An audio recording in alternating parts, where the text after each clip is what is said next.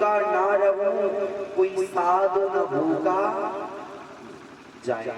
ये पहले की स्थिति थी, लेकिन आज क्या है, साईं इतना दीजिए 7 पुष्टि तक खाएं,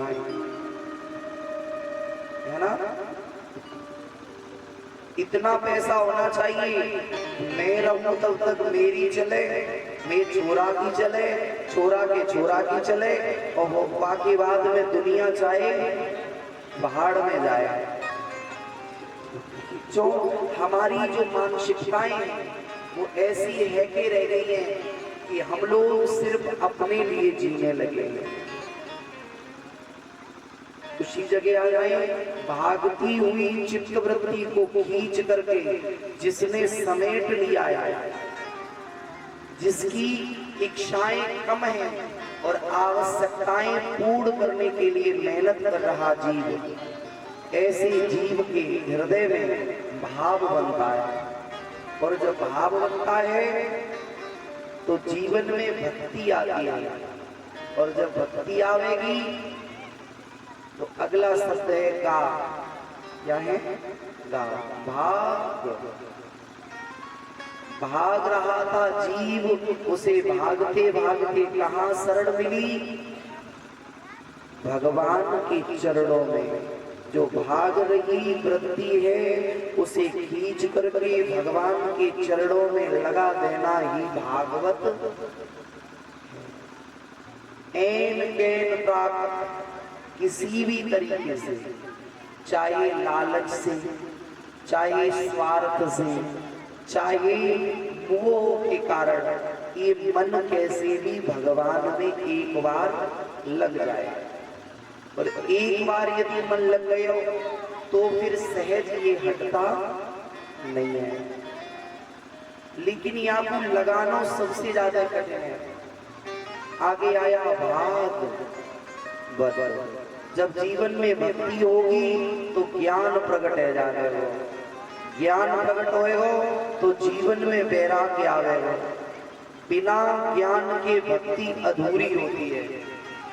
जब तक जीवन में ज्ञान नहीं होगा तो भक्ति नहीं हो सकती। आगे जब भक्ति ज्ञान दोनों होंगे तो जीवन में वैराग्य आवेगा। वैराग्य आवेगा तो हम अपने जीवन से विकारों का त्याग करेंगे। जब विकार त्याग देंगे तो अंत में आएगा हमारा कल्याण होने में फिर देरी नहीं लगेगी। अब जीवन में हमने भागवत तो बहुत सुन ली, भागवत बहुत करा ली, अब जीवन में यही बचा है। लोग क्या कहते हैं, बोले भैया वो को भागवत करानी है। क्या करानी है? भागवत करानी है। भागवत कराने का विषय नहीं है, भागवत जीवन में करने का विषय है। अगर आप गुलाब जामुन पाओगे तो आपकी रसना मीठी होगी, आपके ही पेट की क्षुधा शांत होगी। और आप कह दो, बोले भैया मैंने गुलाब जामुन पायो तो कुछ स्वाद मिले होगा, तो सामने वालों कहेगा भैया मैं तो तेरे मोड़े को देख रहा हूँ, मेकअप पल्ले पर रहा हूँ।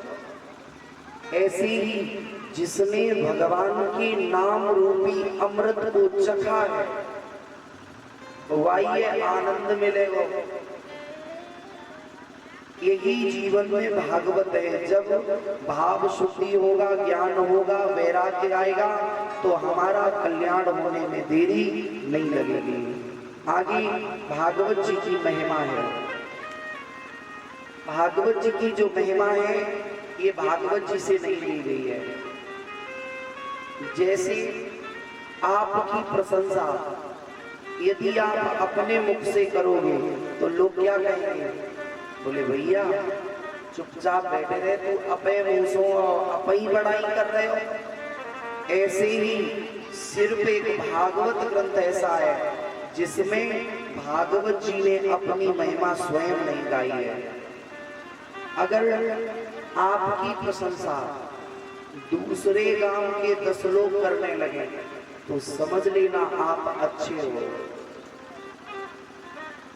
और चाहे कोई भी हो, हर किसी को अपनी प्रशंसा सुनने के लिए कान लालायत रहते हैं। हर किसी को अपनी प्रशंसा सुनने के लिए बड़ा आनंद आता है कि भैया मेरी कोई प्रशंसा करे, मेरे कोई गुणों का बखान करे। लेकिन जब जीवन में गुण होंगे तभी तो प्रशंसा होगी। जय जय सीताराम। विराज महाराज जी भैया यहाँ पे एक गद्दा की व्यवस्था कर। बोले भगवत वत्सल भगवान की जय हो। भागवत जी की महिमा को, जो महात्म के 6 अध्याय हैं, ये महाराज पद्म पुराण से लिए गए हैं। पद्म पुराण से 6 अध्याय लिए गए हैं। एक समय की बात देवर्षि नारद बाबा ने जाना, चलो चलकर के इस पृथ्वी पर हम भ्रमण करके आवे। पृथ्वी पर भ्रमण करने के लिए देवर्षि नारद बाबा चले। भ्रमण करते हुए महाराज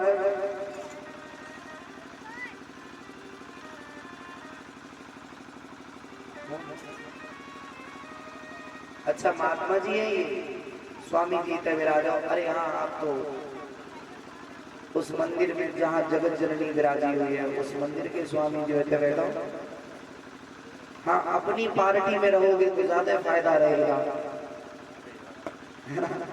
चेंज नहीं करो, इधर विराजो। कथा की शोभा संतों से ही होती है ना? कथा में 10-20 संत विराजे, चूंकि ये चलते फिरते प्रयाग है। एक प्रयाग तो संगम वहां बह रहा है इलाहाबाद में, दूसरा प्रयाग अगर कहीं है तो संतों के चरणों में नित्य प्रयाग रहता है। संत चलता फिरता प्रयाग है। उस प्रयाग में जाओगे तो पैसा खर्च होगा और शरीर को कष्ट मिलेगा। लेकिन एक ये प्रयाग ऐसा है, जहां भी देख लो दर्शन से भी लाभ देंगे, बाणी सुनोगे तो बाणी से लाभ देंगे। इनका जीवन ही परोपकार के लिए है। नारद बाबा आए वृंदावन की भूमि में। वृंदावन की भूमि में देखा कि मैया भक्ति बैठी हुई है, जिसके सामने पास में 2 अचेत अवस्था में पुरुष पड़े हुए हैं। पुरुषों को देखियो, नारद बाबा ने विचार करियो, बोले को ऐसा लगे कि ये पुरुष या के पति होंगे, जो बिल्कुल अचेत पड़े हैं, जीवन में चेतनता है ही नहीं। और जो रो रही है उसकी अवस्था किशोर अवस्था है। जिसकी किशोर अवस्था है, ऐसी स्थिति में एक देवी रो रही है। उसके पास में और 2-4 देवियां बैठी हैं, वो उसे तसल्ली दे रही है। नारद बाबा ने दूर से देखा, पास में गए और कहा, देवी आप कौन हो? आप कौन हो? उसी क्षण मैया भक्ति ने कहा, हे संत जी, मैं कोई साधारण सी स्त्री नहीं हूं। मैं कोई साधारण सी स्त्री नहीं हूं। अहम भक्ति रीति ख्यातो, मैं साक्षात भक्ति हूं। मेरा नाम भक्ति है। और ये जो दोनों जंगाओं पर लेटे हैं, एक का नाम ज्ञान है और दूसरे का नाम वैराग्य है। नारद जी ने कहा, ये ज्ञान वैराग्य है? बोले हाँ। बोले तो ये अचेत जो है, इनकी चैतन्य शक्ति कहाँ चली गई? उसी क्षण भक्ति ने कहा, आपको नहीं पता है नारद जी, क्या बोली मेरा जन्म तो द्रविड़ प्रांत में भया। कहा? द्रविड़ प्रांत में। भक्ति कहां से प्रकट हुई? द्रविड़ देश में। द्रविड़ देश में जन्म भया। कर्नाटक में ये इसका लालन पालन भया। कर्नाटक से घूमती हुई जिस समय गुजरात को क्रॉस करके आई,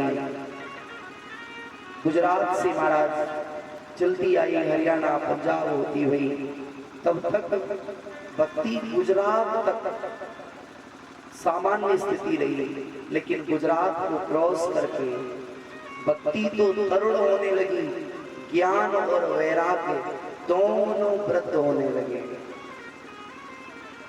भाई भक्ति ने कहा नारद जी जिस समय मैं वृंदावन में आई उत्तर प्रदेश में, वैसे ही मैं पूर्ण रूप से तरुण रह गई और मेरे दोनों छोरा जो तरुण थे वो अचेत होकर के यहाँ गिर गए। नारद जी ने कहा देवी इनकी चेतनता कहाँ शून्य हो गई? बोल बिल्कुल चेतनता शक्ति नहीं रही। ऐसा क्यों? नारद जी जीवन में जब माता पिता वृद्ध हों और छोरों पर तरुणताई आए, जवानी आए, तो उस समय माता पिता के जीवन में प्रसन्नता होती है। ये दशा उल्टी हो गई। यहाँ माता जी पे तो तरुणता आ रही है और लाला दोनों अचेत पड़े हुए हैं। ये उल्टी गति है। संत चरण कहते हैं, मैया ने कहा लाला अभी ये अचेत है, इनका जीवन समाप्त होएगा। जो माता पिता बैठे होते हैं उनके सामने जब उनका पुत्र शरीर शांत करता है तो वो माता पिता भोजन भी पाते हैं, हंसते भी हैं, बात भी करते हैं, लेकिन उनके जीवन का अंतिम क्षण तो उसी दिन हो जाता है जिस दिन पिता यदि पुत्र के कंधे पर चढ़कर शमशान जाए तो उस अर्थी की शोभा होती है, लेकिन पिता और मैया बैठे रहे और पुत्र चला जाए तो उन माताई बाप के जीवन में मानो जीवन शांत हो गया। नारद जी ने कहा देवी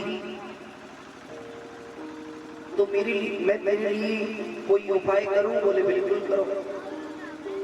नारद जी ने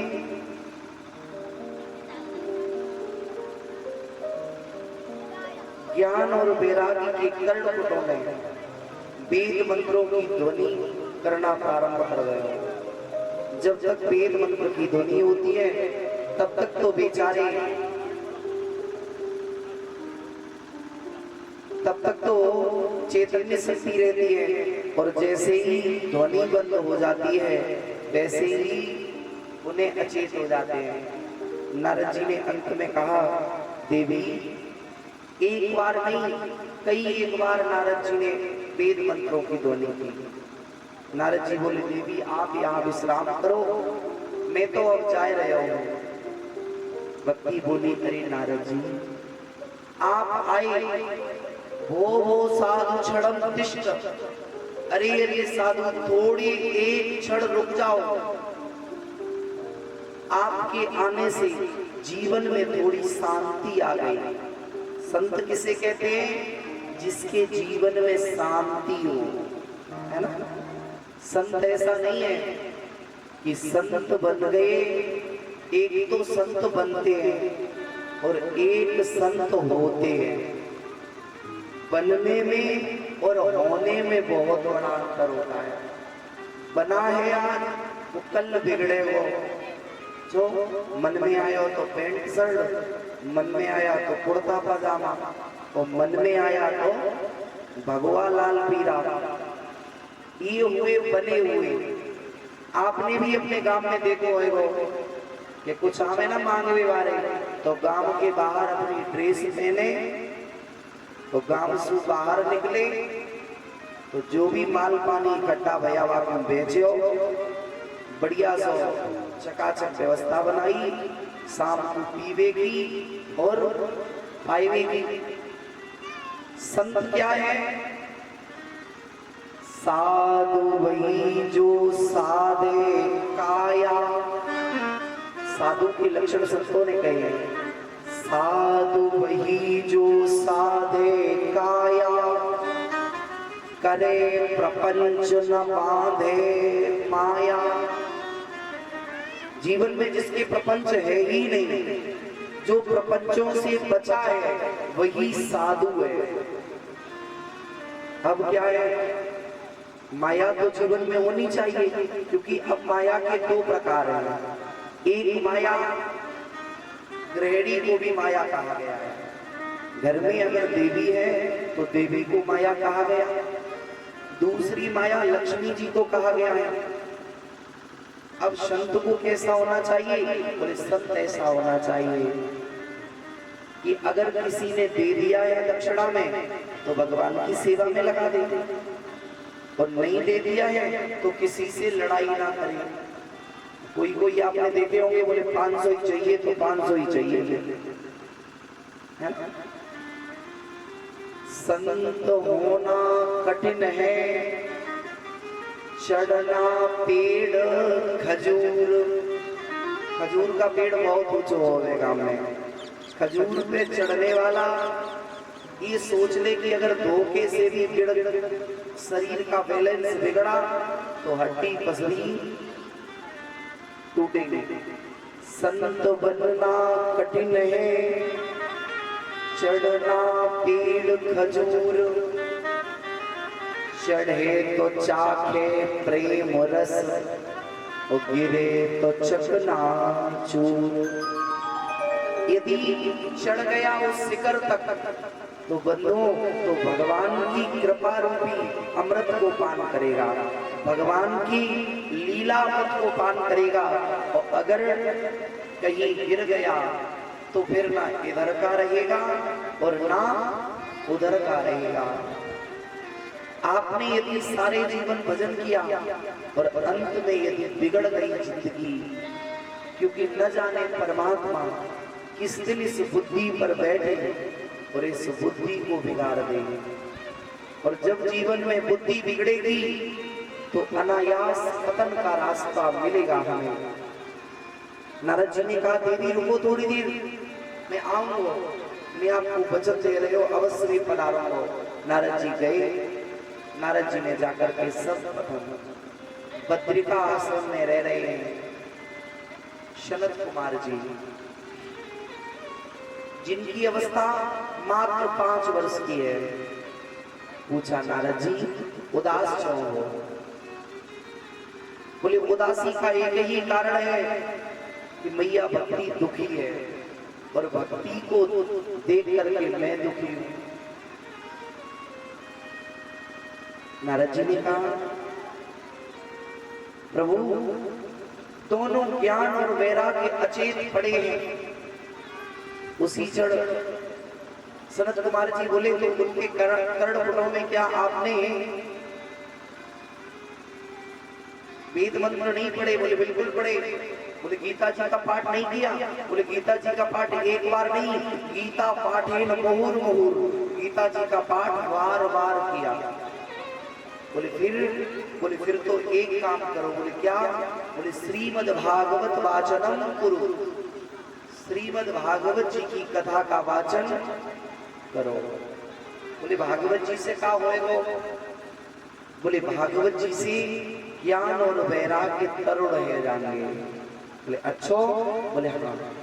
बोले, जब भागवत करनी है तो आप जैसा कुशल वक्ता मिल जाए उसी के द्वारा कर लेते हैं। मैं तो बद्रिका आश्रम से नीचे नहीं जाऊंगा। नारद जी ने कहा, तो ऐसा कर लेते हैं। बोले, कैसा? बोले, आप बद्रिका आश्रम से थोड़े नीचे आ जाओ और मैं भक्ति को लेकर के थोड़ा आगे को बढ़ूंगा। तो दोनों लोग मिलेंगे कहाँ? बोले, बीच में पड़ेगा हरिद्वार। क्या पड़ेगा? हरिद्वार। और हरिद्वार में एक जगह है आनंद वन, आनंद तट। और उसी आनंद तट पर सुंदर सी कथा कर लेंगे। व्यास मंच लगाया गयो, सुंदर सी व्यास गद्दी लगी, उस पर सनत कुमार जी विराजे। सामने 4 आसन पड़े हैं प्रमुख श्रोता के रूप में। विचार करके देखो। सूत जी कहते हैं हे शौनकादिक संतो, वक्ता कौन है? बोले सनत कुमार जी। श्रोता कौन है? नारद जी। माता भक्ति, ज्ञान और वैराग्य, सभी बड़े बड़े अमलात्मा विमलात्मा सभी देवता आनंद वन पर आ गए। चूंकि कथा हो रही है ना हरि द्वार पे, और जो हरि का द्वार है, पहला द्वार कहाँ है हरि का? बोले सबसे पहला द्वार ही यही है कि जीवन में संत कृपा हो गई तो समझ लेना अब मेरे भाग्य का उदय हो जाएगा। जीवन में भाग्य का उदय तभी होगा, या तो यूं समझ लीजिए कि संत मिल गए तो अब मेरे जीवन में भाग्य उदय होगा, या यूं समझिए कि भाग्य उदय हो गया तो हमें संत मिल गए। मानस जी में जिस समय भगवान ने, प्रभु राम ने माता सबरी को भक्ति का उपदेश दिया तो एक ही बात कही कि मेरी भक्ति 9 प्रकार की है, और 9 प्रकार में पहली भक्ति यदि कोई है तो सर्वप्रथम की भक्ति है प्रथम भक्ति संतन कर संगा।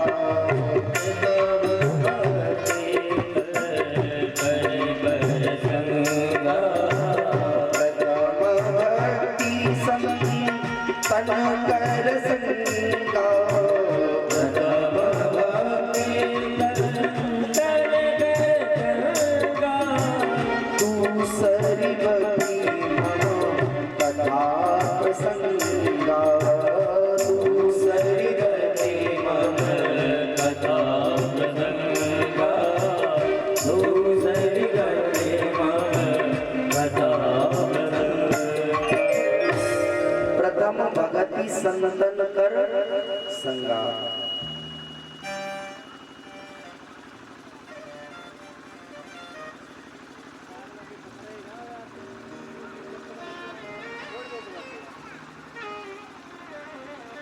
पहली भक्ति संतों का संग।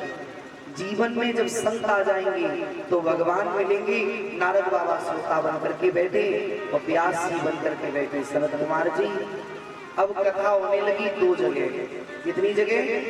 2 जगह। परीक्षित जी, आपका कॉन्टेक्ट हमारी तरफ होना चाहिए। कब तक? जब तक हम मंच पे हैं, है ना? कथा कितनी जगह होने लगी? 2 जगह। पहली नैमिषारण्य में सूत जी महाराज व्यास बने हैं और शौनकादिक ऋषि श्रोता बने। दूसरी कथा कहां हो रही है?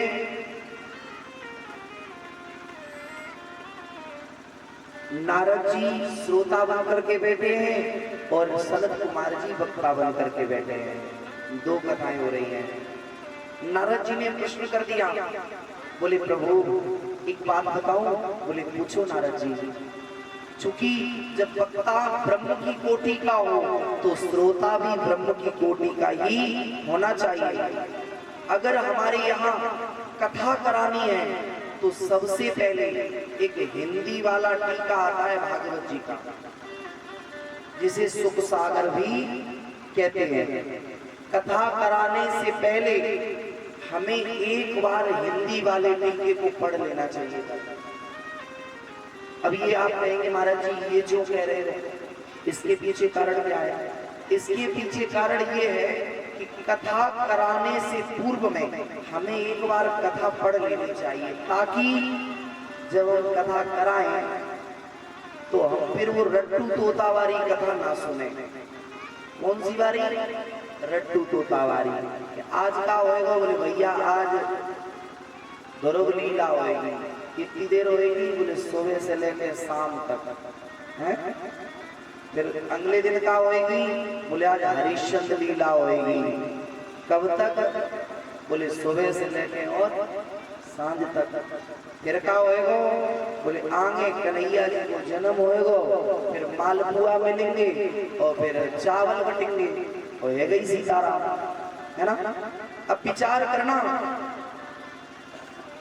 समाज की गति बन चुकी है कि सिर्फ कथा के नाम पर, अभी तो कृपा ये भी है प्रभु की कि हमारे समाज में एक से एक बड़ा विद्वान और तपस्वी अभी हैं, लेकिन आगे वो समय आएगा कि पैसा खर्च होगा लेकिन हमें कथा नहीं मिल सकती है। अभी भी हम लोग कथा से कोसों दूर जा चुके हैं। कितनी दूर जा चुके हैं? अभी तो किलोमीटर के हिसाब से दूर है, लेकिन आज के मात्र 10-15 वर्ष में कथा से कोसों दूर हो जाएंगे। फिर जीवन में कथाएं नहीं होंगी, क्योंकि अब आपने देखा है ना, पहले कथाएं जब होती थी तो महाराज आपने ज्यादा चमक दमक नहीं थी, ज्यादा ये व्यवस्थाएं नहीं थी, लेकिन उस समय कथा के प्रति श्रद्धा बहुत थी लोगों के अंदर, कथा के प्रति श्रद्धा थी। चौकी गांव में एक के द्वार पर जब लाइट भी नहीं होती थी तो बड़े बूढ़े बुजुर्ग रामायण रखते थे, एक पढ़ता था और बाकी सब लोग सुनते थे।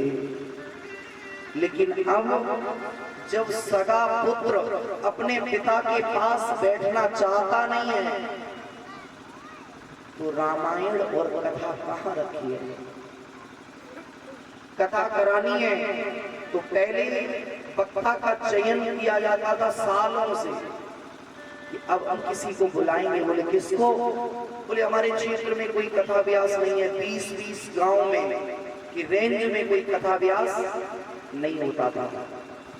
क्या होता था? नहीं होता था। लेकिन अब आप यदि ये कहो कि कल सुबह कथा करानी है और शाम को एक पोस्ट बना करके फेसबुक माता जी पे डालो, फेसबुक क्या है? माता जी। इंस्टाग्राम क्या है? मेरे पिताजी। फेसबुक माता जी पे डालो और उस पर ये लिख दो कि हमें कल प्रातः काल 10 बजे एक कुशल कथा व्यास की आवश्यकता है। 5 मिनट में 25 कमेंट आ चुकेंगे नीचे, मैं खाली हूँ, मैं खाली हूँ। और कोई कोई तो ऐसे हुआ महाराज तुम टेंट की व्यवस्था करो, साउंड की व्यवस्था करो और भोजन पवाओ और महाराज गवाओ। फिर क्या होगा? अब इसे ऐसे नहीं समझे तो ऐसे समझ लेंगे, यदि हल्का सा ज्वर आ जाए, बुखार, तो उस बुखार के लिए प्रत्येक गांव में एक डॉक्टरों में जो जोरा छाप रहे हैं उनसे एक टैबलेट ले लो तो पैसा दो तो भी और ना दो तो भी काम चलेगा। लेकिन यदि रक्त टेस्ट करा करके दवा लेनी है तो सबसे पहले टेस्ट की फीस लगेगी, फिर डॉक्टर एक के नाम के पीछे लगती है और एक के नाम के आगे लगती है। अंतर इतना ही है, जिसने पढ़ाई की होगी तो उसके नाम के आगे लगी होगी और जिसने पढ़ाई नहीं की होगी तो नाम के पीछे। जैसे गांव में डॉक्टरों में तो उनसे कोई डॉक्टर नहीं कहता, जैसे नाम चूरा का सौरभ, तो उससे कोई डॉक्टर सौरभ नहीं कहेगा। क्या कहेगा? सौरभ डॉक्टर के पास जाओ। कहाँ जाओ? सौरभ डॉक्टर के पास। और यदि वही पढ़ लिख करके बड़ा डॉक्टर बन गया फिर उसके हॉस्पिटल में कोई ये नहीं कहेगा सौरभ डॉक्टर, क्या कहेगा? डॉक्टर सौरभ। क्यों? पढ़ाई का जीवन में बहुत महत्व है। और आज तो एकाध ही गांव ऐसे होएगा जहाँ में कथा कराने वालों की संख्या कम है, लेकिन करने वाले की ऐसे मानो महाराज की जैसे एकदम बाढ़ सी आ रही है। और ज्यादा दूर नहीं है, एटा, इटावा, मैनपुरी और कन्नौज। कितने जिले बताइए? एटा, इटावा, मैनपुरी, कन्नौज। इनमें आपको इतने मिलेंगे कि जय हो भगवान की। और कोई भी ऐसा नहीं होगा, मैं किसी की बुराई नहीं कर रहा हूं, मैं किसी की बुराई नहीं कर रहा हूं, बस एक बात कह रहा हूं। कोई स्वर सम्राट होंगे तो कोई आवाज सम्राट होंगे, कोई कथा सम्राट होंगे, सब सम्राट ही बन गए। संभवतः यदि पूछा जाए कि सम्राट शब्द किस कोश से निकल के आया है, सम्राट शब्द का वास्तविक अर्थ क्या होगा, तो इसकी भी जानकारी नहीं होगी। ये भी यदि पूछ लिया जाए, पहले के समय में आप सभी श्रोत्री वृंद भयो बताइए, आज के 20 वर्ष पहले गांव में जब कथा होती थी तो साज संगीत ज्यादा होते ही नहीं थे उस समय। दास की तो इतनी अवस्था भी नहीं है, लेकिन हमने बाल्यकाल में सुना था, छोटी सी अवस्था में, कि हमारे यहाँ एक कथा व्यासी आते थे, डॉक्टर थे वो, पेशे से डॉक्टर थे, लेकिन कथा करते थे सुबह 9 बजे बैठते थे मंच पे। कितने बजे? 9 बजे। और 9 बजे से लेके 1 बजे तक कथा होती थी। फिर दोपहर में 1 घंटे का होता था इंटरवल, उसमें प्रसाद पाओ, बढ़िया चकाचक, संत जी भी जलपान करते थे और फिर पुनः कथा होती थी। 2 शिफ्टों में कथा चलती थी, लेकिन उस समय संगीत क्या था? कुछ भी नहीं था, संगीत में कुछ भी नहीं था। पहली कथा जब दास ने सुनी थी तो संगीत में कुछ नहीं था। दोबारा जब महाराज जी आए तो एक हारमोनियम और एक ढोलक वाला बैठा, वो भी काम बारे में रख देगा, बोले भैया विराजो। लेकिन अब की स्थिति क्या है? यदि ये व्यवस्था ना हो, इधर वाली व्यवस्था ना हो, तो इधर की कथा इधर मात्र 2 लोग सुनेंगे। और यदि इसमें क्या हुआ कि शिक्षा की कमी उधर भी हो गई तो शिक्षा की कमी इधर भी हो गई, क्योंकि आज हम लोग संस्कृत पढ़ना ही नहीं चाहते हैं, आज हम लोग व्याकरण पढ़ना ही नहीं चाहते। हम लोग लगे हैं कि अंग्रेजी की किटर पिटर सीख लें। क्या सीख लें? अंग्रेजी की किटर पिटर। और कुछ लोग तो ऐसे हुए महाराज जो 2-4 शब्द सीख लेना इंग्लिश के, तो उन्हें समय आने पर प्रस्तुत कर देंगे। हाँ, मौका देखते हैं। जैसे एक गांव में एक भैया रहे, तो उन्होंने कहीं से जनरल नॉलेज के द्वारा इंग्लिश के 4 शब्द सुने, सीख लिए, सुने, फिर वो रट लिए, सीख नहीं लिए। पहला यस, क्या? यस। दूसरा नो, तीसरा वेरी गुड, चौथा थैंक यू। बस इतने से काम चल जाता था। कहीं भी जाएं, बढ़िया सी जगह बैठे, तो जैसे अगर कोई पूछे ऐसा काम हुआ है, यस, कोई कहे आपने नहीं किया, नो, और कोई बात है, बोले वेरी गुड, थैंक यू। अब उन्हें यही शौक था। महाराज एक जगह गए, एक बार ट्रेन में बैठे, देव संयोग से किसी का बैग चोरी हो गया, किसी का बैग चोरी है गया। अब वो भैया आयो, पूछ तो भैया, और ट्रेन में कोई गाँव की नहीं सुनेगा, सब अपने अपने में मस्त। अब उसने आके पूछा, भैया आपने मेरी बैग को देखे और कहा। अब उन्हें लगा कि इस ट्रेन में ये हमसे ही पूछ रहा है, क्यों ना हम इससे इंग्लिश में बात कर लें। तो उन्होंने तुरंत कह दिया, बोले यस। तो उसने कहा, भैया यदि आपने देखा है तो आप मेरा दे दो, मेरा थैला मुझको दे दो। उसने दूसरा शब्द बोल दिया, बोले नो। जब किसी की चोरी है गई और उसने नो कह दिया, उसे गुस्सा आया, उसने एक चाटा लगाया, क्यों देगा क्यों नहीं? तो उन्होंने कहा वेरी गुड। एक और उसने दिया, तो उन्होंने कहा एक और बचा है, उसे भी बोल लेते हैं थैंक यू। एक शब्द अगर हम कहीं से शिक्षा अध्ययन करें, कम से कम हमें यदि श्लोक नहीं पता है, व्याकरण नहीं आता है, तो कम से कम हिंदी तो शुद्ध आनी चाहिए। हिंदी तो हर किसी को आनी चाहिए। अब इसका मतलब ये नहीं है कि संस्कृत आती नहीं है, व्याकरण पढ़ा नहीं है तो हिंदी भी भूल गए। नारद जी ने प्रश्न किया, बोले हे प्रभु, यदि भगवान की कथा श्रवण करने से किसी संत को मुक्ति मिल गई हो तो बड़ी बात नहीं है, यदि किसी भक्त को भगवान की प्राप्ति है गई हो तो भी बड़ी बात नहीं है। इस कथा को सुन करके किसी भगवत चरणानुरागी रसिक की मुक्ति मिली हो तो भी बड़ी बात नहीं है। इस कथा से किसी दुष्ट की मुक्ति हुई है क्या? उदाहरण में बताएं। तो सनत कुमार जी बोले हे नारद जी, आप तो ये कह रहे हो कि इस कथा से किसी दुष्ट प्राणी की मुक्ति हुई है क्या, लेकिन जीते की कौन कहे, इस कथा से तो प्रेतों की भी मुक्ति हो जाती है। किससे मुक्ति हो जाती है? कथा सुनने से प्रेत की भी मुक्ति होती है। बोले किसी की हुई थी क्या?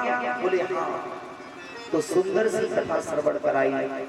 बोले तुंगभद्रा तट पर एक गांव है, या तो नाम है उत्तम नगर। क्या है? उत्तम नगर।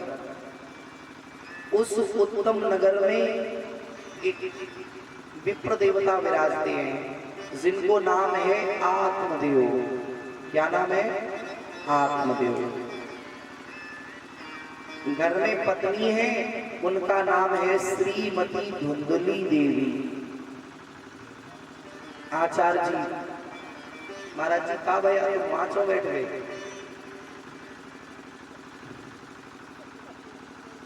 कोई बात नहीं बिरादर, जहां जिसमें आपकी प्रसन्नता। बोले भक्त वत्सल भगवान की जय।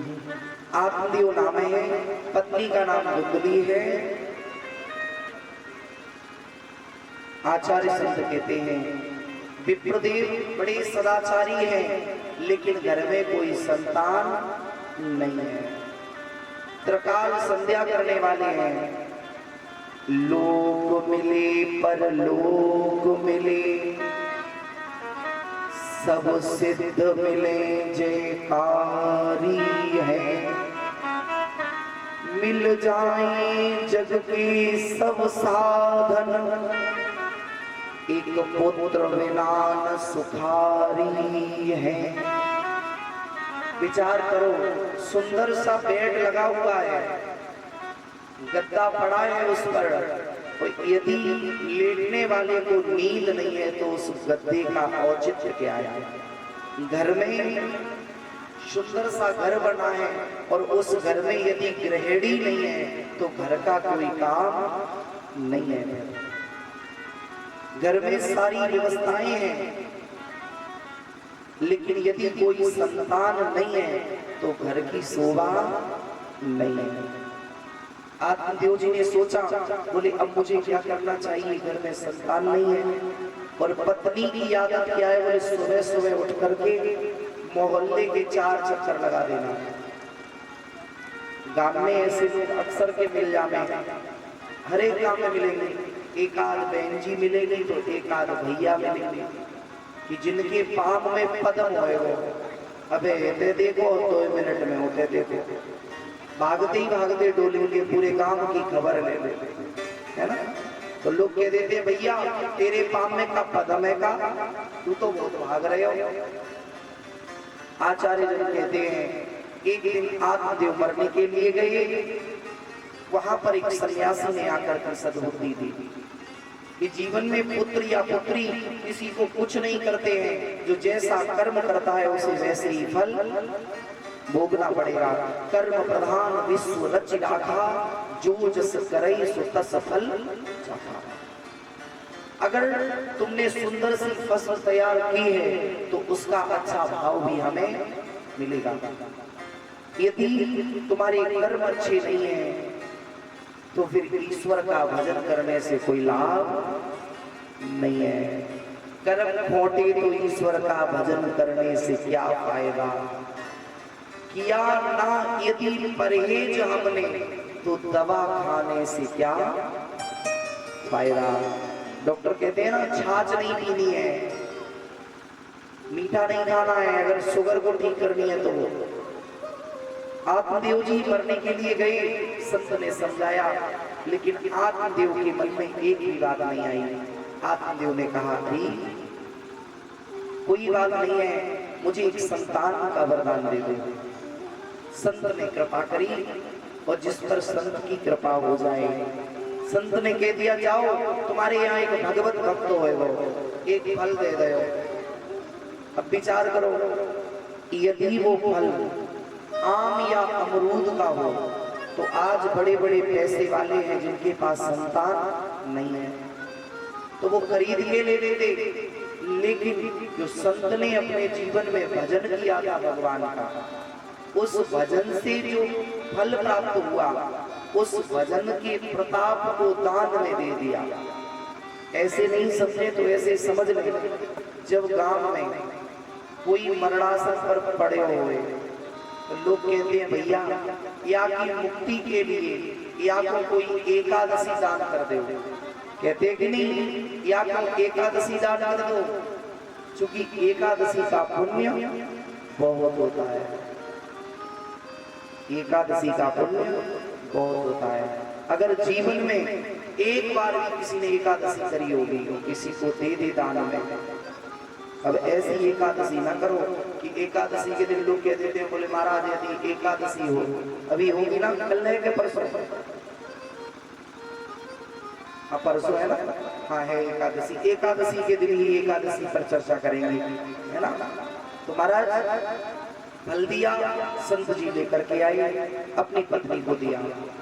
पत्नी को फल देने के बाद पत्नी से कहा देवी पालो, सुंदर सी संतान है जाएगी। लेकिन पत्नी ने फल को ले विचार करवे लगी, यदि मैंने यह फल को खायो तो मेरी गर्भ स्थापित है जावे हो, फिर मैं सुंदर सुंदर से व्यंजन नहीं पा पाऊंगी, और मैं तो इतनी बड़ी सुकुमारी हूँ कि बाई चांस गांव में आग लग गई तो हम भाग कैसे पाएंगे।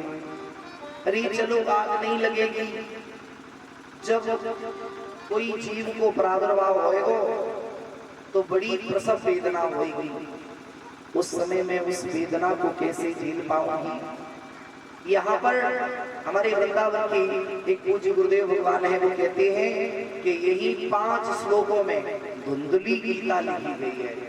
धुंधली गीता, धुंधली गीता में क्या है, बोले अगर हमने ऐसा कुछ किया तो हमारी, जब मेरे यहाँ छोरा छोरी होएगो तो मैं यहाँ ननद आवेगी, हम तो 10-12 दिन उठ नहीं पाएंगे, लेकिन हमारी ननद तो बहुत बड़ी चोटी है, वो हमारे घर का सब कुछ ले जाएगी। मन में आया अगर ननद नहीं भी ले जाएगी तो फिर जो छोरा होएगो बाकी वो मलमूत्र त्यागेगो तो वो गंदगी कौन साफ करेगा। तब तक एक बहन आई, उसने कहा बहन क्या हुआ, क्यों चिंता में पड़ी है।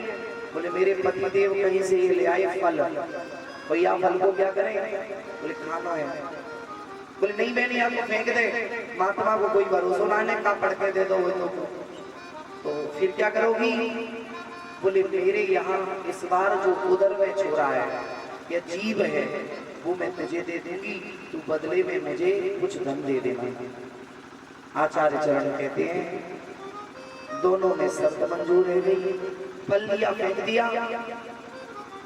एक समय की बात, धीरे धीरे समय बढ़ा, रात्रि में बहन के छोड़ा हुआ, रात ही रात में बहन ने बहन को दे दिया। पैसा लेकर के बहन चंपत भई। इधर उस गऊ ने भी एक सुंदर से बालक को जन्म दिया। आत्मदेव जी के यहाँ दो संतानें हुई, एक गऊ के द्वारा और एक घर में दुंदुली की मुंह बोली बहन के द्वारा। दोनों को नामकरण संस्कार हुआ, नामकरण संस्कार हुआ। सुंदर से आचार्य विप्र बुलाए गए, वेद पाठी। हमारे यहाँ 16 संस्कार होते हैं। कितने संस्कार होते हैं? 16। अब 16 में कितने लोगों को 16 पता है? कितने लोगों को पता है? पता है तो क्यों? चौलाला हाथ तो उठाएगा तुम। कितने होते हैं संस्कार? 16। और 16 में से पता किसी को नहीं 16। कितने पता है? अच्छा, 2-3 तो सबको पता होंगे, तो 2-3 तो रटे हुए हैं। पहला जन्म संस्कार तो सभी जानते हैं, ठीक है। दूसरा, अब नामकरण संस्कार के लिए कोई आचार्य नहीं आते हैं, जो कि छोरा होवे वो 7 महीने बाद, लेकिन छोरा के नाम को पहले सोच के रखेंगे। क्या रखेंगे? बोले डोलू गोलू गोलू, यही रखेंगे। जय जय स्वामी जी सीताराम। जैसे आप बढ़िया हो, गेट में तालों ही लगाए बचाएंगे। अच्छा, फिर आ जाओ। संत नहीं होते दर्शन दे दिया करो, है ना। कल कितना दिव्य लग रहा था आपके दर्शन आकर के, और आज आश्रम पे आप दिखे नहीं तो बड़ा। फिर आ जाओ। बोली बोली बोली वत्सल भगवान की, बाकी बिहारी लाल की। आनंद ही आनंद बरस रहा, बलिहारी ऐसे सतगुरु की। आनंद ही आनंद बरस रहा, बलिहारी ऐसे सतगुरु की। बलिहारी ऐसे सतगुरु की, बलिहारी मेरे गुरुवर की। बलिहारी ऐसे सतगुरु की, बलिहारी मेरे सतगुरु की। आनंद ही आनंद बरस रहा, बलिहारी मेरे सतगुरु की। आनंद ही आनंद बरस रहा, बलिहारी ऐसे सतगुरु की। हरि बोल। भक्तवत्सल भगवान की जय हो।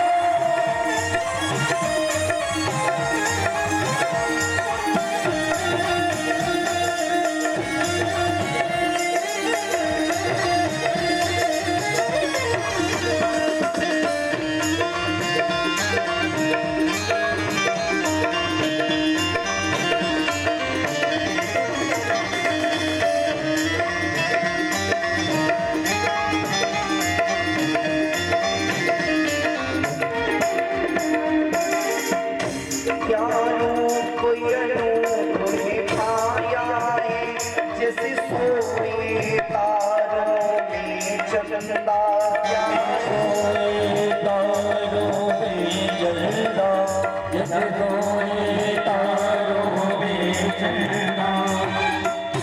सूरत मूरत बड़ी प्यारी है, बलिहारी मेरे सती है। आनंद ही आनंद बरस रहा, बलिहारी ऐसे सतगुरु की। बलिहारी ऐसे सतगुरु की, बलिहारी ऐसे सतगुरु की। बलिहारी ऐसे सतगुरु की, बलिहारी में गुरुवर की आनंद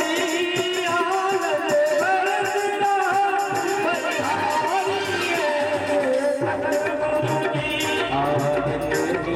आनंद बरस रहा बलिहारी है सतगुरु की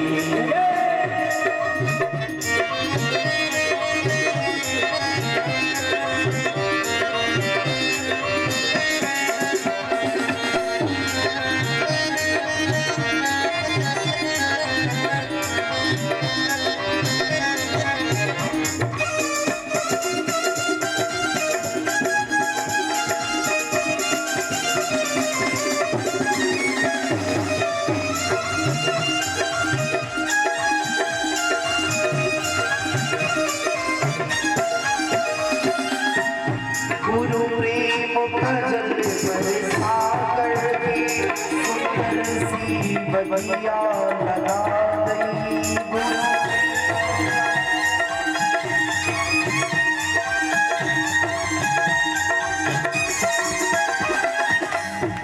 दिल रही है 24 फुलवारी बलिहारी में आनंद बरस रहा बलिहारी मेरे सतगुरु की बलिहारी मेरे सतगुरु की बलिहारी मेरे गुरुवर की बलिहारी मेरे सतगुरु की बलिहारी ऐसे सतगुरु की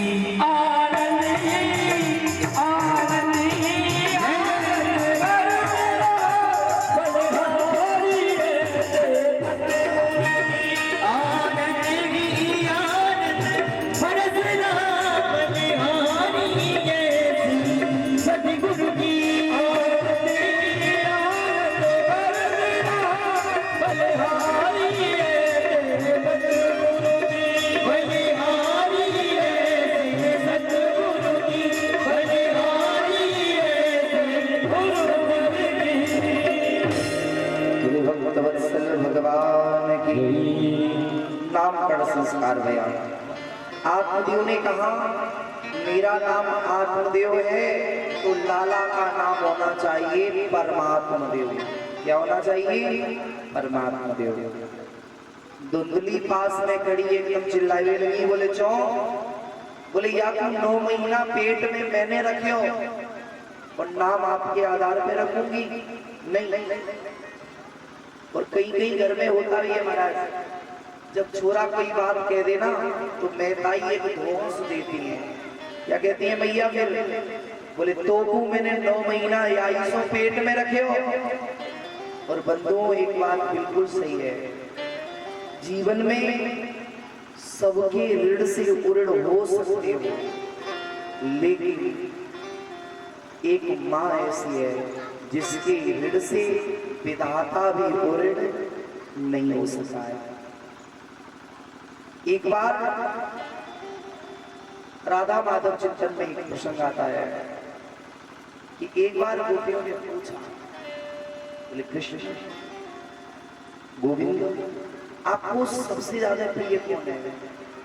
तो वैसे तो कोई कह देता है कि ठाकुर जी को सबसे ज्यादा प्रिय किशोरी जी हैं, लेकिन कृष्ण ने कहा अरे गोपियों तुम्हें मैं बताऊं, जीवन में सब मुझे प्रिय है। जिस प्रकार परमात्मा को सब जीव प्रिय है, सब मोए प्रिय सब मम उपजाए, पर सबसे अधिक मनोज मोए भाई। मानस जी कहते हैं ना, सब परमात्मा के उत्पन्न किए हुए जीव हैं, लेकिन जितना प्रिय भगवान को मानव है इतना कोई और प्रिय नहीं है।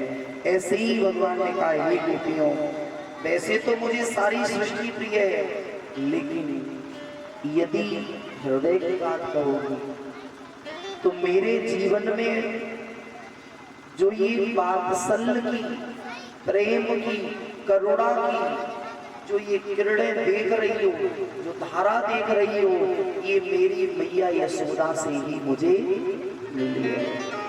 इसका विस्तार कितना है? बोले जितना 7 दीप में विस्तार हो सकता है, पूरी सृष्टि का विस्तार यदि कर दूं तो भी कम है, और यदि इसे सिकोड़ने पर आ जाऊं तो मेरी यशोदा मैया के नेत्र जितने से हैं उतना मान लीजिए। महाराज कई एक जगह दास ने देखा कि एक जगह छोरा और मैताई में झगड़ो है रहो कस के, तो मैया ने गुस्सा में कह दी रोते रोते, बोली देखो हे विधाता, या ये दिन को देख लेता ही मैंने या छोरा को अपनी कोगो में रखे और 9 दिन महीने तक। तुम्हारा छोरा बोले मैया, बोले हाँ, बोले तू शुक्र कर जो मैं शांति से लेटो रहे हो, और मैं धोखे से उल्ला अगर चला देतो ना तो त्यो पेट ही फट जाता। कोई कोई में वो कहते में बोले 9 महीना को किराओ ले ले ज्यादा है जावे, लेकिन ये पुत्र की संज्ञा नहीं हो सकती। पुत्र तो वही है जो अपने माता पिता के सामने, पिता यदि चारपाई पर बैठा है तो पुत्र का धर्म नहीं है उस पर बैठे। अब आज की स्थिति क्या है ये तो हम सभी जानते हैं, क्योंकि हम लोग आधुनिक युग में जीते चले गए, नहीं तो आप सभी बैठे हैं। पिता की तो बड़ी बात है, अगर ज्येष्ठ भैया भी बैठे होते थे तो यहाँ बुजुर्ग जन बैठे हैं, अपने बड़े भाई के सामने नहीं बैठते थे। अगर कोई बात कहते थे तो बड़े भैया को कोई बात कहनी होती थी तो मुंह फेर के कहता था, और छोटे भैया को कोई बात कहती थी तो सर झुका कर के बात कही जाती थी। लेकिन आज हमने ऐसी शिक्षा पाई जिस शिक्षा का फल क्या मिला, बोले बाप पैर की तरफ बैठा है तो छोरा चारपाई पर सिराने बैठा है। ये तो छोटी बात है, ये तो कोई बात नहीं है। कहीं कहीं मैंने देखा है वो बाप भी धन्य है, वो पिताजी भी जो अपनी संतानों से कहते हैं ले बेटा 10 रुपए ले तू तम्बाकू लेके आ। धिक्कार है उन माता पिता को, तुम नशा करते हो तो खुद जाकर के लेके आओ, कभी भी अपने छोरा या छोरी से नहीं मंगाना। और आज मंगाओगे तो ये दावा रहा व्यासपीठ का कि कल आपका छोरा जरूर हमें वो लेवे जावे तो एक बार चेक करेगा। जैसे गांव में देखो है वो बूढ़े बाबा बीड़ी पी में तो छोटे छोटे चोरा होते हैं, जे फिर लकड़ी में लकड़ी डाल के बाबू ऐसा करके फिर आग से जलाए के करते हैं कि नहीं। ये समाज की स्थिति है। पहले हमारे समाज में शिक्षा भले ही कम होती थी लेकिन संस्कार बहुत होते थे, संस्कार बहुत होते थे।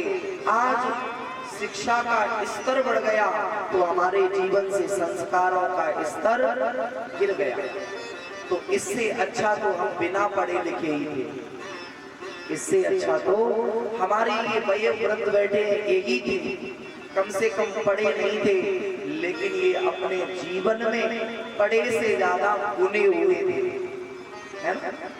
तो कहते भी हैं पढ़े हुए से कड़ा हुआ बहुत आगे होता है।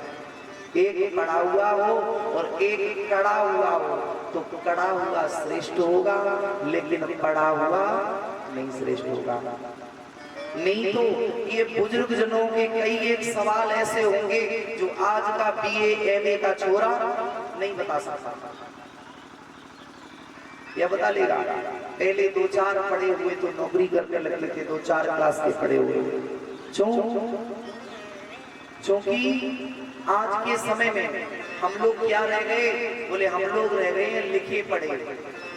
क्या रह गए? लिखे पढ़े। और पहले वाले जो लोग थे वो होते थे पढ़े लिखे। इसमें अंतर कितना है? एक है पढ़ा लिखा और एक है लिखा पढ़ा। पढ़े लिखे कौन होते थे? जो महाराज मौखिक ज्ञान मिल गया, पढ़ लिया, और फिर वो ऐसा नहीं पढ़ते थे, वो तो अनुभव से सब कुछ कर लेते थे। और आज हम लोग किताबी कीड़ा बन करके रह गए। जो लिखा है उसी को रट लिया, लिखे पढ़े। और आजकल कोई कोई तो इतने ही पढ़े, बोले कितनों पढ़ना है, बोले उतनो ही पढ़ना जितनों से गुजारो चल जावे। इससे अच्छा जीवन में शिक्षा थोड़ी कम हो लेकिन संस्कार जीवन में होने चाहिए। एक बार कम पढ़ोगे तो भी चल जाएगा, एक बार कम पढ़ोगे तो भी चल जाएगा, लेकिन एक बार यदि संस्कार कम हो गए तो गृहस्थी की गाड़ी टमाटोल हो जाएगी। आत्मदेव ने नाम रखा दिया, धुंधली ने कहा मेरा नाम है धुंधली, तो या छोरा को नाम होएगो धुंधकारी। का नाम होएगो धुंधकारी। अब एक छोरा को नाम धुंधकारी और दूसरे वाले को नाम है गोकर्ण। क्या नाम है? गोकर्ण। गोकर्ण किसे कहते हैं? गो माने होती है इंद्री, गो माने इंद्री।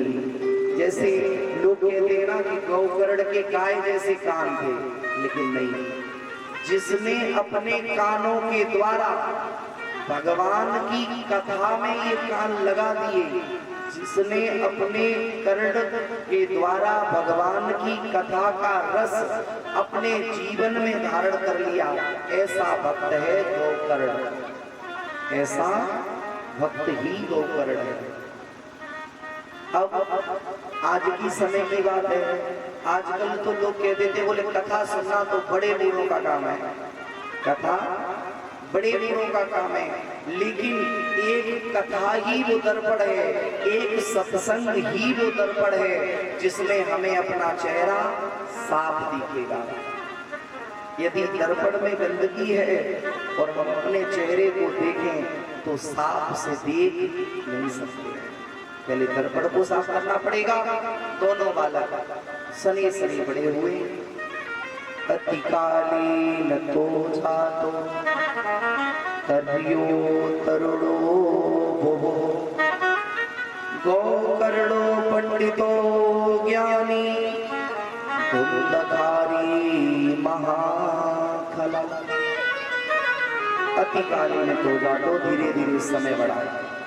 दोनों बालक तरियो तरुणो भुवो, दोनों तरुण हो गए, जवान भई। गोकर्णो पंडितो ज्ञानी, गोकर्ण बहुत बड़े विद्वान पंडित बने, और धुंधकारी महाखल, इतना बड़ा खल नहीं बना, खला, खल नहीं बना। खल क्या है? बोले लोग कहते भैया तुम तो बड़ा खल है। खल माने दुष्ट। और जो खला होता है वो आपने देखा होगा कि एक पहले एक ऊखल चलती थी ना, और अब ऊखल तो रही नहीं है, ऊखल हट गई। अब एक लोहे का आता है इतना बड़ा, उसे क्या बोलते हैं? नहीं, इसमें एक मुगदर ऐसा होता है और एक ऐसा, उसको क्या बोलते हैं? खल, मूसल बोलते हैं ना। हाँ, वो तो क्षेत्रीय भाषाएं हैं, अलग अलग है ना। खल मूसल पहले वैद्य जी के पास भी होता था, अब वैद्य ही नहीं रहे। अब तो डॉक्टर हो गए, तो वो कहाँ पीसा पासी करेंगे। अब तो इंजेक्शन में पानी मिलाया, और चाहे पानी जड़ दे चाहे इंजेक्शन जड़ दे, पैसा तो इंजेक्शन के ही लगेंगे। जीवन में वो तो भंडार बन गया दुर्गुणों के। वेश्यावृत्ति करता है, 5 वेश्याएं रखी। पिता से धन मांगा, पिता से अपशब्द कहे, पिता ने कहा अब तो मर जाना है। जीवन में यदि हमने पहले जीवन को नहीं संभाला तो अंतिम क्षण में सिर्फ 2 ही हमारे पास चांस होंगे, या तो इतनी बड़ी रस्सी को जीवन साथी बनाएंगे या फिर किसी जहरीले पदार्थ को जीवन साथी बनाएंगे। इसलिए जीवन को शुरुआत से जीने की कला आनी चाहिए। जब पुत्र नहीं था तब भी आत्मदेव मरने के लिए जा रहे थे, आज पुत्र है तब भी मरने के लिए जा रहे हैं। गोकर्ण जी आए, गोकर्ण जी ने उपदेश दिया, बोले आप जीवन में किसी से आस करोगे तो आशा ही निराशा का कारण बनेगी। यदि आशा नहीं हो तो किसी से कोई निराशा नहीं होगी। एक पिता अपने पुत्र से यदि आस न करे तो पिता के जीवन में कोई निराशा नहीं है। विचार करो, 40 साल तक, जब तक 30 है, जब तक जीव 30 का है, तब तक उसके जीवन में शक्ति है, समय भी है और संपत्ति भी है। 40 तक खींच खींच करके, 40 जो भी चाहा उसे खींच करके ले आया। 25 से लेकर के और 40 तक ये मानव जिसे चाहे उसे खींच करके अपने बस में कर सकता है। खुद को चाहे गोल्ड मालिक बना सकता है, खुद को चाहे भट्टा का मालिक बना सकता है, और खुद को चाहे और ट्रैक्टर को मालिक बना ले, जैसे हमारे परीक्षित जी महाराज बहुत मेहनत की होगी। हाँ, तो भाई सब प्रसन्नता होनी चाहिए घर में, है ना। कितने से लेकर के 25 से लेकर के 40 तक जो भी करना हो, जितना कमाना हो, पैसा कमाना गलत नहीं है। अपने हाथ पैर के नाखून घिस करके खूब कमाओ पैसा, लेकिन कैसा? बोले धर्म युक्त तो पैसा होना चाहिए। पैसा भी धर्म युक्त होना चाहिए। ऐसा नहीं कि चोरी से करके लाओ तो पुलिस पीछे लगेगी। अब 25 से लेके 40 तक पैसा कमाया, 40 के बाद 41, 42, 43 भई, और जैसे ही 43, 46 की भई, अब 41 से लेकर के आप देखना 41, अब आस लगना चालू हो गई। 41 के भई तो आंखों से कम दिखने लगा धीरे धीरे। 42, 43, 44, 45, और जो महाराज 49 आया जीवन में, तो वो जीवन में आस आ गई। क्या आया? 49। इतनी आस आ गई पुत्र से, अब छोरा तू अपनी कमाई रोक दे। मालकी चली गई। पहले पिता जबरदस्ती मालकी देते थे तो भी छोरा कहता था नहीं पिताजी मेरे बस की नहीं है, तुम खुद संभालो। लेकिन आज माता पिता देना नहीं चाहते हैं, उससे पहले ही पुत्र ले लेता है, बोले मुझे लाओ। 40 महाराज, अब 49 के बाद आया 50, फिर भी आस जुड़ गई। किससे? बोले पुत्र से। अब 50 के बाद फिर आस नहीं रहेगी, फिर क्या होगा? 51। वन का मतलब समझते हैं कि पहले नहीं तू बन पाया तो अब बन ले। पहले इस परिवार की आस करने के लिए, पुत्र की आस करने के लिए तूने झूठ बोला, बेईमानी करी, लूट करके लाया, लेकिन इन सबने तुझे निराश कर दिया। तो अब तू परमात्मा के लिए भजन कर ताकि तेरी जिंदगी बन जाए। 51, 52, फिर 59 तक है। इतना 58 तक जीवन में यही होगा कि बन जाओ। यदि बन जाओगे तब तो बन जाओगे, लेकिन नहीं बन पाए 58 तक तो जैसे ही 59, और 60 का अर्थ क्या होता है? समझदार सब लोग बैठे हैं। 60 माने मूर्ख, 59, और जो 60, वो 60 तो पूरे 60 है गए। सोई छोरा कहेगा कि तुम तो बुढ़ापे पे सटे आए गए। इसीलिए संत कहते हैं कि पहले तो चली गई 25 के ऊपर वाली, 10 से 12 गई खेल में, 20 गई तेरे घी के मेल में, 25 से 40 खींचने में चली गई, 40 से 50 आस में बीत गई, 51 से 58 तक का मौका है। भगवान से भजन कर लो, और नहीं कर पाया तो फिर 60 के बाद तो काठू ढीलो है जाने वो। फिर स्थिति क्या होगी? बोले नाक से बहेगो नाला, लाठी से पड़ेगो पाला, आंख में लगेगो जारा, जरा जिंदगानी में भजन क्या करेगा खाक, जब तन की उड़ जावेगी राख। तो भजन यदि करना है तो कर देख ले जवान, फिर नहीं कुछ होगा, फिर तो कमान सी बन जाएगी।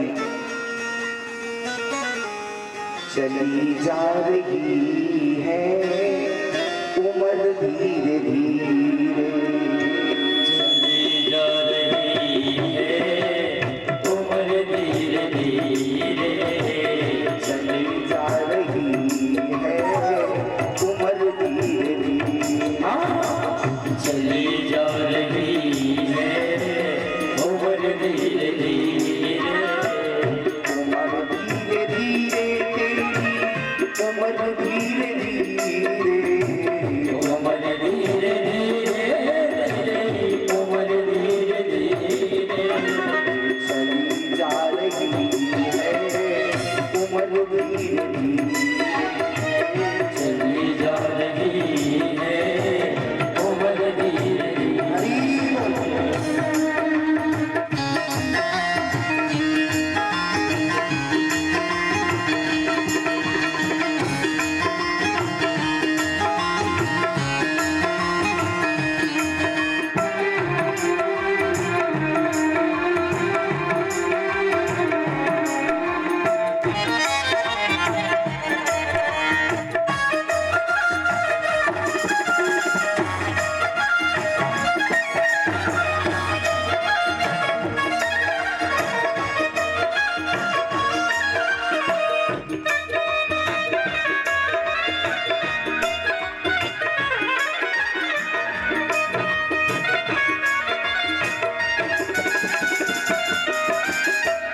बचपन भी बीता तेरा, जवानी भी बीती, बचपन में बेटा तेरा जवानी में बीती, बचपन भी बीता तेरा, जवानी भी बीती, बचपन में बेटा तेरा जवानी में बीती, बुढ़ापे का होना असर धीरे धीरे, बुढ़ापे का होगा असर धीरे धीरे, असर धीरे धीरे तो असर धीरे धीरे, असर धीरे धीरे तो असर धीरे धीरे, चली जा रही है उम्र धीरे धीरे, चली जा रही है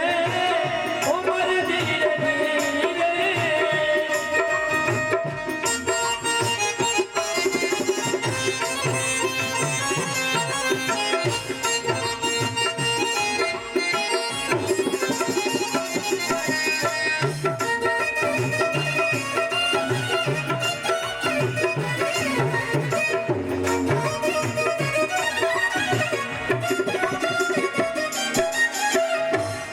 चली जा रही है। गोकर्ण जी ने समझाया, बोले तात प्रभु का भजन कर लो, जीवन में भजन ही सार होगा। इस असार संसार से सार निकालना है तो प्रभु का भजन करो। जिस प्रकार से कोयले की खदान से हीरा निकलता है, पत्थर तो तमाम निकलते हैं, लेकिन जो पत्थर रगड़ से रोता नहीं है, जिसने जीवन में संसार क्या है, बोले कोयले की खान है, इसमें विकार रूपी कालिमा लगी हुई है, विकार चारों तरफ बड़े पड़े हैं। इसमें से हीरा कौन बनता है? जो सदगुरु की शरण में जाता है, जो संतों की शरण में जाता है, और जिसने सदगुरु की मार रूपी रगड़ को झेल लिया, जिसने संतों की डांट झेल ली, वो अपने आप को हीरा बना देता है, तो नहीं तो कुछ कांच के टुकड़ों में परिणत हो जाते हैं। गोकर्ण जी का सदुपदेश आत्मदेव जी को लगा। जंगल में गए भजन करने के लिए। अब यहाँ सिर्फ धुंधली और धुंधकारी रह गया। धुंधली से बार बार धुंधकारी कहता है, माँ धन दे दो, धन दे दो। मैया कहाँ से धन लेके आए? तो बेचारी को पीटता है, पीटता है। माँ ने कहा क्या करूं? उसी क्षण एक दिन मैया से कहा, अगर धन नहीं देगी तो कल सुबह तुझे जलती हुई लकड़ी से मारूंगा। मैया ने कहा, ऐसे जीवन का कोई औचित्य नहीं, ऐसी जीवन की कोई औचित्य नहीं। मैया छत पर चढ़ी, एक कुएं में कूद करके जीवन को लगा समाप्त कर दी। मां मर गई। इधर अब तो धुंधकारी स्वतंत्र रह गए। पांचों वेश्याओं को ले आया, घर में कर लिया, चोरी करके लाता है। वेश्याओं ने सोचा एक समय होगा राजा पकड़ लेगा इसे, तो इसे तो मरना पड़ेगा, लेकिन इसके साथ साथ मुझे भी मरना पड़ेगा। वेश्याओं ने पहले तो मद्यपान कराया, मदिरा, बाद में मांस इत्यादि खिलाया, नशे में चूर हो गया, चारपाई पर लेटाया, रस्सी से बांध लिया। मारने जा रहा था अपनी मां को कि जलती हुई लकड़ी से मारूंगा, लेकिन वेश्याओं ने जलते हुए अंगारे लिए। पहले तो लकड़ी गर्दन पर रख के दबाई, जब आवाज निकालनी चाहिए तो जलते हुए अंगारे उसके मुंह में भर दिए। ऐसी स्थिति में उसकी मृत्यु हुई। और महाराज, अकाल मृत्यु किसी की हो जाए तो फिर उसे लिया, घर में गड्ढा किया, उसी में दफना दिया। सारा माल लेकर के वेश्याएं चंपत रह गई। सुबह किसी ने पूछा धुंधकारी नहीं है, बोले कहीं चला गया। गोकर्ण ने जाना कि मां भी नहीं है, तो गया में जाकर के श्राद्ध किया। कहाँ श्राद्ध किया? गया में। अब विचार करना, अक्सर करके लोग कहते हैं कि गया में श्राद्ध करने से जीव की मुक्ति हो जाती है, लेकिन भागवत जी इस चीज का प्रमाण है कि गया में एक बार नहीं, कई बार श्राद्ध किया है गोकर्ण जी ने, फिर भी मुक्ति नहीं हुई। क्यों नहीं हुई? इसका एक ही कारण है कि जिस समय आचार्य जन, आपने भी देखा होगा, कहीं जब यज्ञ करते हैं या कहीं दान करते हैं तो आचार्य कहते हैं कि संकल्प करो, कहते हैं ना, तो बीच में आचार्य कहते हैं हम गोत्र, आप अपने गोत्र का नाम लें। तो सभी लोग शर्मा, परमा, दासु, जो भी हो उसका सब करते हैं ना। लेकिन अब आत्मदेव तो विप्र है, ठीक है। गोकर्ण जी जब भी श्राद्ध करते समय अपने पितरों के निमित्त जब श्राद्ध करते हैं, कर्म करते हैं, तर्पण करते हैं, तो उस समय जब गोत्र का नाम आता है तो अपने पिता के गोत्र का नाम लेते हैं। लेकिन धुंधकारी उनकी मां से जन्मा ही नहीं था जो एक गोत्र का हो। धुंधकारी की तो मां किसी और के गोत्र की थी। जब गोत्र का भेद हो गया तो धुंधकारी की मुक्ति नहीं हुई। कहने का आशय मेरा है, कभी भी समाज में आजकल कुरीतियां और चल रही हैं। बोले शादी ना है रही तो फिर कौन से कैसी हो, कोई गोत्र की हो, कोई गोत्र को बंधन ना है, चलो आ जाए। इससे क्या होगा? समाज में वर्ण संघर्षण बढ़ेगा, समाज की वर्ण व्यवस्था अस्त व्यस्त होगी, फिर कोई पवित्रता नहीं रहेगी। कल को जब आप संकल्प करोगे और जब कोई आचार्य पूछेगा तो तुम गोत्र कहां से लाओगे? ऐसे जीवों की फिर मुक्ति होती नहीं है। गोकर्ण जी आए गांव में, संत हैं, लोगों ने बाहर आश्रम जैसी व्यवस्था दी थी, लेकिन गोकर्ण जी रात्रि के समय अपने घर में आए, जिस घर में कभी नित्य यज्ञ होता था, नित्य अग्निहोत्र होता था, देवता पितरों के निमित्त कृत किए जाते थे, नित्य सत्संग होता था, उस घर में खंडर पड़ा है। बैठे गौकर्ण जी। आप लोगों ने भी देखा होगा कि कोई कोई गांव में घर ऐसे होते हैं जिस घर में नित्य कीर्तन होते हो, और लेकिन कभी समय ऐसा आता है कि उस घर में कोई दीपक जलाए बिगाड़ो नहीं रहते। इस समय की गति है। गौकर्ण जी बैठे, उसी समय धुंधकारी प्रेत बन के सामने आए गए, कहीं भैंसा बन के, कहीं बकरा बन के, क्योंकि अकाल मरा है ना, और अकाल मृत्यु होने वाले की कभी मुक्ति नहीं होती है। अब तो गौकर्ण जी संत हैं, जल भरा, छींटे लगाए, गौकर्ण की बाड़ी खुल गई। प्रेत बोलने लगा, हे भैया, हे भ्राता, मैं तेरा भाई हूं, मेरे ऊपर कृपा कर दो। क्यों भैया, मैंने तेरे लिए तो गया में श्राद्ध किया था। बोले, मेरे जैसे पापी के लिए गया में एक बार नहीं 101 बार यदि श्राद्ध किया जाए तो भी मेरे जैसे पापी का कल्याण नहीं होगा। बोले, क्यों? बोले, मैंने एक अपराध नहीं किया, मैंने अनेक अपराध किए। बोले, कैसे? बोले, मैंने मद्यपान किया, पहला अपराध। दूसरा, मैंने अपने धर्म के स्वरूप पिता पर वाणी का प्रहार किया, कटु शब्द बोले, मेरा पिता घर छोड़ गया।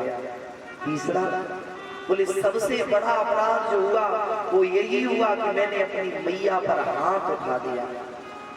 अरे भैया, मैं यहाँ तो मद्यपान करता रहा, अभक्ष्य पदार्थ पाता रहा, अब वहां पर एक मल की हौद बना हुआ है, उसमें हमें कीड़े की भात डाले हो जाए। हे भैया, मेरी मदद करो। गौकर्ण जी ने कहा, चिंता नहीं करो, प्रातः काल हम तुम्हारे लिए कोई न कोई यजन करेंगे। सूर्य नारायण भगवान का यजन किया तो सूर्य नारायण प्रसन्न हो गए। उन्होंने कहा, अरे भैया गौकर्ण, क्या चाहते हो? मेरे भैया की मुक्ति कैसे होगी? तो कहा कि तुम श्रीमद् भागवत जी की कथा करो। आचार्य श्रेष्ठ कहते हैं, गांव में व्यास आसन लगाया, स्वयं गौकर्ण जी व्यास आसन पर विराजे। अब महाराज सामने देवताओं की स्थापना हुई, धुंधकारी के लिए जगह बनाई गई, लेकिन धुंधकारी तो प्रेत है, प्रेत एक हवा है, वो एक जगह रुक नहीं सकती। सामने देखा, दक्षिण दिशा में एक बांस पड़ा था, उस बांस में धुंधकारी घुस गया। पहले दिन की कथा हुई, पहली ग्रंथि चटक गई, धुंधकारी ऊपर को सरक गया। दूसरे दिन की क्यों? क्योंकि मंच पे जगह नहीं मिली, हनुमान जी रहते हैं, और जहाँ कथा होगी वहाँ हनुमान जी होंगे, और जहाँ हनुमान जी होंगे तो उनके सामने प्रेत टिक नहीं सकता। भूत पिशाच निकट नहीं आवे, महावीर जप नाम सुनावे। उनके नाम से ही नहीं आते। अब महाराज धीरे धीरे 7 दिन की कथा हुई तो 7 ग्रंथियां चटक गई, सुंदर सा पार्षद का शरीर बन गया, प्रेत योनि से मुक्त है गयो और भगवत धाम को जाए लगे। विमान में बैठ करके तो उसके मुंह से एक ही बात निकली, धन्यम भागवती वार्ता प्रेत पीड़ा विनाशनी। ये भागवत की वार्ता, आप धन्य हो, आपने मेरे जैसे प्रेत की पीड़ा को विनाश कर दिया, आपकी सदा सर्वदा जय हो। उसी दिन सबने कहा, गांव वालों ने, बोले भैया कथा तो हमने भी सुनी, लेकिन धुंधकारी को कल्याण है हमारा। तो बोले, सभी श्रोता नहीं होते हैं, कुछ सरौते होते हैं, कुछ सोते होते हैं, और उसमें से एक आदमी होता है श्रोता। सरौते का काम देखा है ना, पहले बुजुर्ग लोग रखते थे सुपारी काटने के लिए। आज भी आप बांदा से उस तरफ जाएंगे तो आपको सरौता देखने को मिल जाएगा।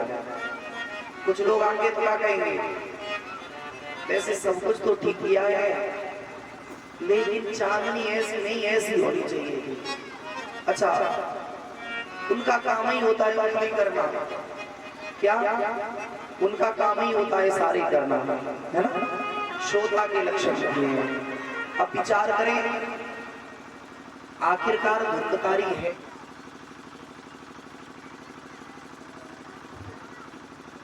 बोले बड़े वत्सल भगवान की। महाराज जो ये देखिए कारा झंडा कारो कारो से लगो का जे देखो जे इते लगो जे इते ये सामने जी पाइप पे देखो नीचे उते ना ने जिते सामने ऑर्गन वाले के सामने दिख रहे कारो कारो से जहाँ में 7 ही गांठे हैं। कितनी गांठे हैं? 7। ये किसके लिए है? बोले गांव में कोई अकाल मृत्यु यदि हो जाए, गांव में कोई अकाल मृत्यु हो जाए, कोई प्रेत आत्मा यदि है, किसी के घर में पितृ दोष भी है, मित्र भटक रहे हैं, और महाराज प्रेत और पितृ में बहुत अंतर होता है। प्रेत महाराज पितृ नहीं हो सकते, प्रेत पितृ नहीं हो सकते। प्रेत से पितर बनाने की एक क्रिया होती है ना, उस क्रिया को कहते हैं सपिंडी करण। ये कब होगा? क्योंकि हमारे यहाँ संस्कार लुप्त होते चले गए। पहले हमारे यहाँ जब कोई देह शांत करता था तो उसके बाद में उसके यहाँ गरुड़ पुराण होना चाहिए, आवश्यक है। लेकिन अब क्या है? अब तो कोई त्रयोदशी भी नहीं कराते। अब क्या कहते हैं? बोले शांति हवन करा। और ये ऐसा कचड़ा है, सिर्फ एक कचड़ा। मेरी बात थोड़ी देर के लिए बुरी जरूर लगेगी। ये सिर्फ एक मन का भ्रम, एक शांति हवन करा और 2-4 पंक्तियां रट ली हैं कि वहां बिलखती हुई बहन आई और उस समय तुम्हें जीव का स्वाद आ रहा है। क्या कहते हैं? बोले नहीं 13वीं कराओगे, पाओगे भोजन और बहन जी रो रही था ना। लेकिन नहीं, आज मैंने शांति हवन में भी देख लिया कि लोग क्या कहते हैं, शांति हवन में दक्षिणा नहीं दी जाती है। और दास कोई बात कहता है तो प्रत्यक्ष, नाम नहीं जगह की बताऊंगा, आपके क्षेत्र की बात है। एक बार एक भैया के यहाँ कोई अनहोनी हुई, दास के पास महाराज जी आपको आना हुआ। दास उस सभा में आया। मैंने पूछा भैया तेरे यहाँ शोक सभा है या कौन सा दिन है? आज गरुड़ पुराण का। तो बोले महाराज ये सब नहीं होता हमारे यहाँ, चोचले। तो भैया फिर क्या हुए थे यहाँ? बोले हमारे यहाँ शांति पाठ होगा। तो भैया जी अच्छी बात है, कब होएगा? क्या दिन है गए? बोले अबे का परसों ही मरे हो, तीसरे दिन करवा रहे। तुमने कहा जी विधान कहां से चल गया? क्योंकि ना तो प्रयागराज में सुना कभी, ना अयोध्या जी में सुना, और ना वृंदावन में कभी सुना कि तीसरे दिन शांति हवन। और ये तो मन से ही बता दे, मैं तीसरे दिन, 7वें दिन या 9वें दिन, यही होता है ना, तीसरा, 5वां या 7वां या 9वां। महाराज दास गए, शांति हवन में पहुंच गए। स्थिति देखो, बेचारे ने बूंदी की व्यवस्था की। जिस घर में तुम भोजन नहीं पा सकते, त्रयोदशी से तुम्हें एलर्जी है, तो उस बूंदी में कौन सा अमृत है? बोले नहीं, वो प्रसाद हो गया। प्रसाद कब होता है? जब परमात्मा का भोग लगता है। शांति पाठ भया, जो भी आया दे, अच्छी बात है।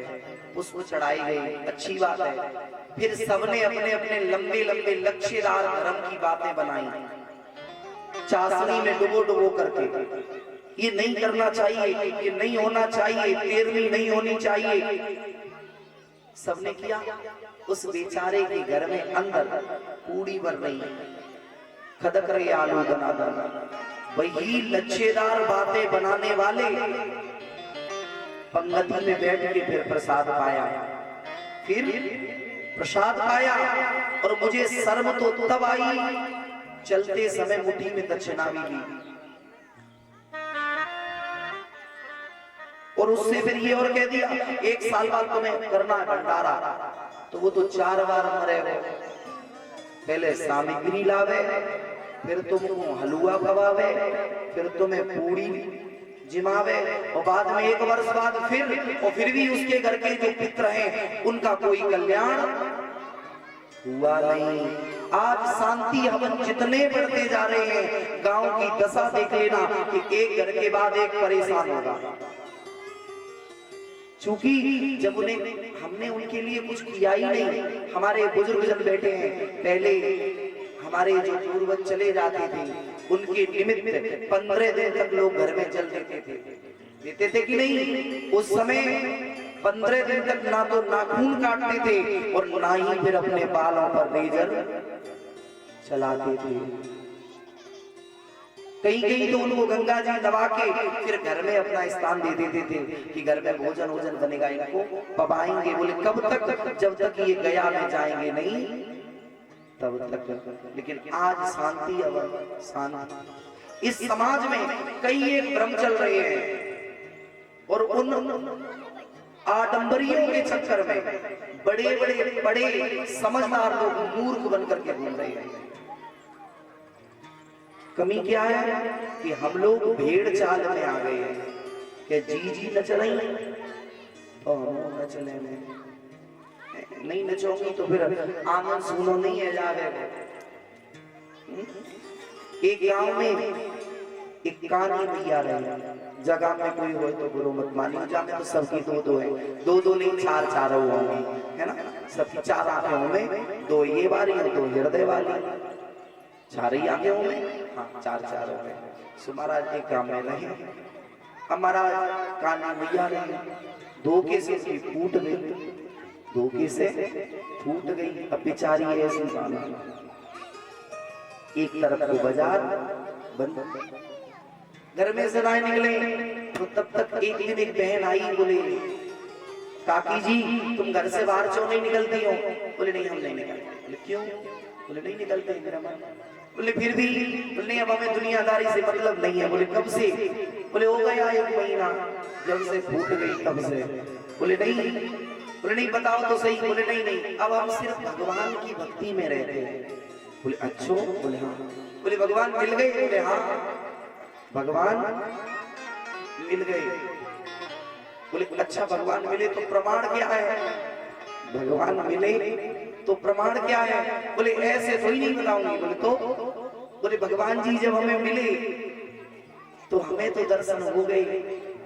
हमने दर्शन करने के बाद मेरे मन में आया कि दुनिया में बहुत जी लिया है, अब किसी और को देखना नहीं है। तो हमने कहा चलो गांव वालों को भी दर्शन करा देंगे। भगवान ने कहा सबको दर्शन नहीं होते हैं, जन्म जन्म मुनि जतन कराई, अंत राम मुखी आवत नाई, अंत मेरा नाम नहीं आता है। और ये तो मेरे दर्शन है। तो फिर क्या कही प्रभु ने? बोले प्रभु ने ये कही कि हम किसी को दर्शन नहीं देंगे। लेकिन हमने कहा कोई तो नहीं, लेकिन मेरी एक बहुत ज्यादा खास सहेली है, बाकी तो दर्शन कराई दी हूँ प्रभु। तो प्रभु ने कही फिर तो बताओ प्रभु ने क्या कहा? बोले प्रभु ने कही देखो दर्शन तो कराए देंगे लेकिन एक समस्या है। बोले क्या? बोली हमारी जो इंद्रियां है ना, ये बार बार विषयों की तरफ भागती हैं। जैसे श्रवण इंद्रिय है, एक बार गाली सुनने की आदत पड़ जाए तो गाली सुनेगी, भजन सुनने की आदत पड़ जाए तो भजन सुनेगी, ऐसे देख रहे हैं। तो बोली कि मैंने ये कहा कि एक इंद्री दे दो। तो मैंने कहा क्या देना है, क्या देना है? सो मैंने अपनी एक आंख प्रभु को समर्पित कर दी। उन्होंने कहा सच में?